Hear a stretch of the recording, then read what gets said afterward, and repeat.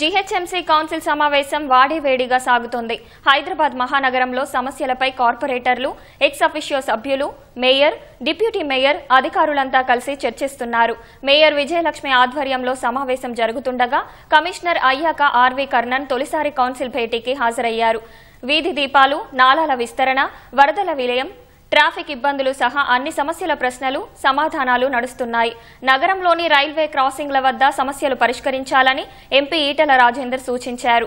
నోరున్న కార్పొరేటర్లకే నిధులు ఇచ్చే పద్ధతి కాకుండా పార్టీలతో సంబంధం లేకుండా సమస్యలు ఉన్న ప్రాంతాలకు నిధులు కేటాయించాలని ఈటెల కోరారు.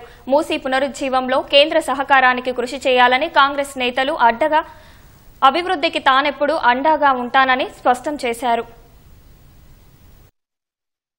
మేము ఎక్కడ రాజశేఖర్ గారు మేము మంచి చేయడానికి వ్యతిరేకంగా, మా వ్యతిరేకత ఎక్కడ అంటే మీరు రిజిస్టర్ చేస్తున్నారు. నేను ఎప్పుడు చాలా ప్రోగ్రెసివ్ గా ఉంటాం, మంచి చేయాలని కోరుకుంటాం. కానీ పేదల ఇల్లు కూలగొట్టేటప్పుడు వాళ్ళకి ప్రత్యామ్నాయం తప్పకుండా చూసి వాటికంటే బుల్డోజ్ చేస్తామంటే కాదనేది మా బాధ తప్ప ఎవరైనా ఎక్కడ కూడా నేను ప్రాక్టికల్ గా డిబేట్ చేస్తా. నేను వ్యతిరేకం కాదు, మేము ప్రోగ్రెస్ కి వ్యతిరేకం కాదు సుమా.